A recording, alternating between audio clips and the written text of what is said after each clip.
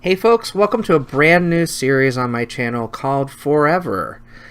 This is something that I've been thinking about since last GDC in 2018, and I wanted to get back into some form of a news format about coverage of virtual reality and augmented reality, and I've finally had the ambition to do so. And the reason for that is because GDC were gracious enough to invite me to cover GDC 2019 as a member of the press. So, having looked back at the coverage that I made last year, I thought it'd be kind of cool to do this on a regular basis. So, first up, Oculus. Oculus is coming to GDC in a big way this year. In partnership with Facebook Gaming, they're going to have a location in the Moscone North lobby area. I've seen some sneak preview footage from a couple of developers that have already visited the area and kind of walked through the lobby to get their credentials and things of that nature. And it looks like it's very, very obvious where Facebook Gaming and Oculus are in that north lobby. Now, in the lobby, we know that they're going to be giving Oculus Quest demos, potentially for some content we haven't seen yet, as well as the first public demos of Asgard's Wrath and a brand new demo of Stormland. Oculus is also across the Yerba Buena Gardens at the Yerba Buena Center for the Arts, and they've got that whole space. It's closed off Monday and Tuesday.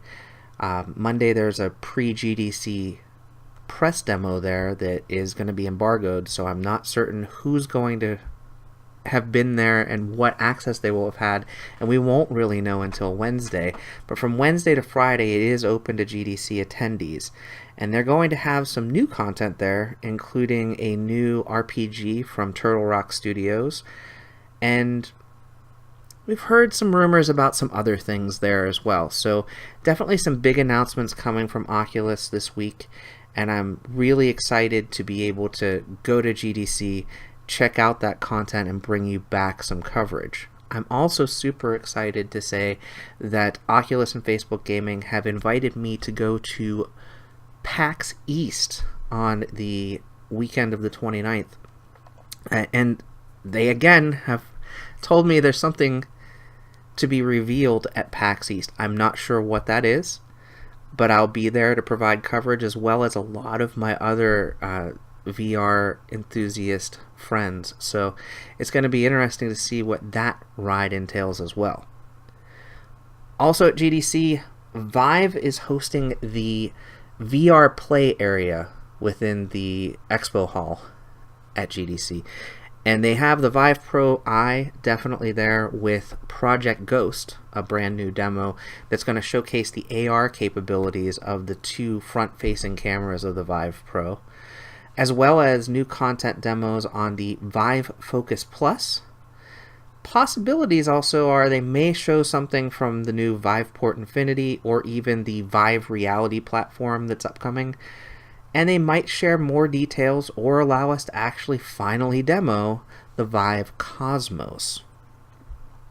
Qualcomm's going to be there. I'm not sure what they're bringing, but in the past they have brought their Snapdragon 820, 835, and 845 reference HMD headsets. So I'm assuming that they may bring the same or a different version of the 855 headset. This picture here is from Road to VR, and it's from their coverage from CES, which was a couple of months ago. At CES, they just had a small 855 device, and they showed a streaming video over the headset.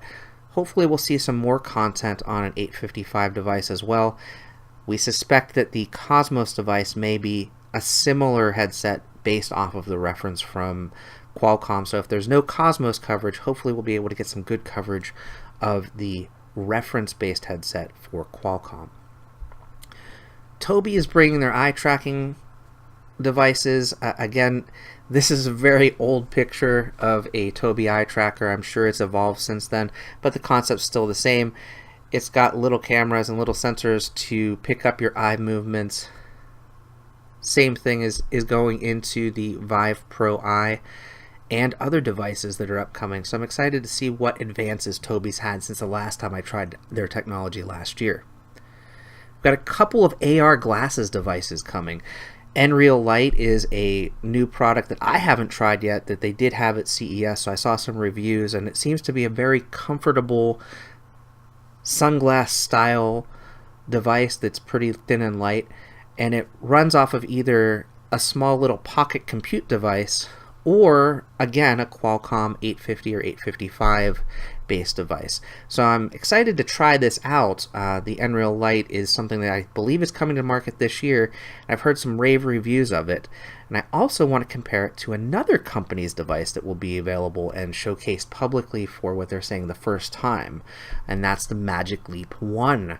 The Magic Leap 1, of course, has a lot of hype behind it. There's been a lot of developers that have been working on this device already. I'm excited to try it out for the first time for myself and see also how it compares to the Nreal glasses. So hopefully I'll get the opportunity to demo both this week and give you some review and kind of a first look thought process of what the difference between the two is and if I think they're ready to change the future. Google is coming to GDC with something. I'm not really sure what. This is the only teaser trailer they've given us. There is a Google panel about the future of gaming. It's a keynote that's open to all GDC attendees. It's also going to be streamed online, so it's got to be big news. I suspect, as does the rest of the internet, that it probably has something to do with Project Stream, a service that I beta tested for a few months earlier this year, and I showcased a little bit of the Assassin's Creed Odyssey game on the channel. If you want to look back a few weeks ago, you can see that coverage. That streaming technology, we've heard, may be put into some type of a console box or streaming box, maybe something similar to the Android TV devices. We don't know. All we know is that Google will be at GDC, will be presenting this keynote, and will have space on the expo hall floor. I'm hoping for something VR or AR, but no guarantees there. Kind of the same boat with Sony. Sony is going to be having a Astrobot panel as part of the conference. I don't have a full conference pass, so I won't be attending that panel, but I'm hoping they bring something PSVR related onto the expo hall floor. Last year they did have kind of a how to spectate VR booth where you could walk around and see different ways, either through a VR headset or without a VR headset, that you could spectate a game or an experience that someone else was having in VR. So again, not sure exactly what Sony will bring to the table, but hopefully it'll be something VR related. Microsoft is big in the mixed reality game. So they've got the HoloLens 2 that was recently announced, as well as the Azure Kinect. Both of those devices were just announced at Mobile World Congress just earlier in the month of March. And there's also been some coverage from Road to VR in particular of the HP Copper headset, which is a brand new VR headset developed based off of the Windows mixed reality platform. Now that is kind of a second generation mixed reality headset, and I'm excited to see what manufacturers bring to the table for that second generation, because I have an HP headset from the first generation. I have really enjoyed it, but I don't use it that much because it's only got a small field of view. I believe it's around 90 or 95 degrees, and all of my other headsets have a larger field of view. Otherwise, the tracking has gotten much better over time. The thing that I'm worried about is Microsoft has already said the Windows mixed reality headsets didn't really perform to their expectations in that first run, so I'm hoping they didn't nix the whole thing. Again, not sure they're bringing any of these devices, but hopefully some combination of the three will be there, and if so, I will be happy to provide coverage of those as well this week. Niantic is bringing Pokemon Go and Ingress portals to life in the GDC at the Gardens exhibition, which is actually going to be free and open to the public. So if you're in the San Francisco Bay Area and you have time, anytime Monday through Friday, even without a GDC pass, you can come into the Yerba Buena Gardens area, and there will be some AR presentations from Niantic, as well as 5 pretty good quality concerts from game music soundtrack composers. So we've got Pedro Silva on Monday, Austin Wintory on Tuesday, Hydelic, who's done the music for Tetris Effect and the Area X of Res Infinite, so VR related there for sure. Disaster Piece on Thursday, and Priscilla Snow on Friday. They are, again, touting that there will be live, like walk up to it in person and see a specific sculpture, Ingress Portal, and Pokemon Go Pokestop. Some friends of mine and I have been wondering if you can actually spin that Pokestop. We'll find out. And maybe Niantic will sneak in some coverage of some of their upcoming content, like the new Harry Potter game that may be coming this summer. Another studio that will absolutely be there is Valve Corporation. Valve has been at GDC for the past few years showcasing virtual reality. They had the Valve Room, worked their way up to the HTC Vive, one of the first public demos of the Vive itself. The following year, they had some indie developers in for a couple of days and unveiled the Lab at GDC. Last year, they had a full indie developer showcase with a bunch of different VR titles, including budget cuts for the first time. An early version of the Boneworks demo showed there. That was all closed off and open only to the press. But we don't know what they're bringing this year.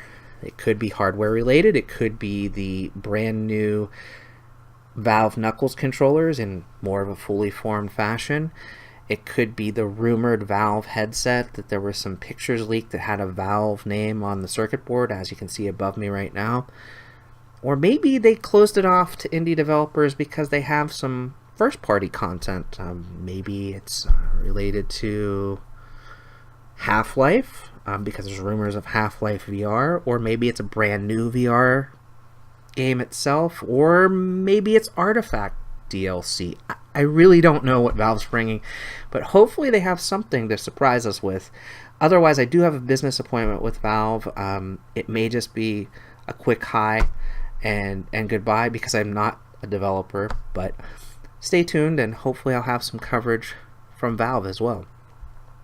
And finally, there are a lot of people outside of those companies that I've just listed, and even outside of the companies that I've posted on this slide, that will be at GDC. Tactical Haptics, B Haptics, Ultra Haptics, probably other companies with the name Haptics in their name, and Optitrack will all be present at GDC. I will be roaming the GDC Expo Hall floor at some point between Wednesday and Friday, and we'll try to sneak in some coverage and some demos of some of the content at each of these booths as well.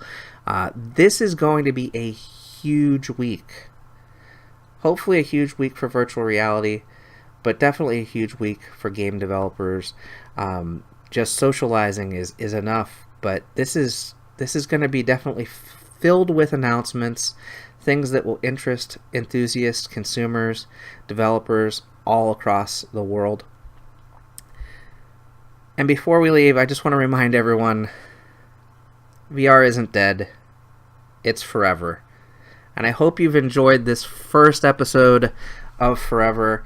I'll be back with more episodes in the future. I'll still be doing my normal content as well, but this is something that's special that I wanted to really have a more focused news type segment on the channel. So more to come.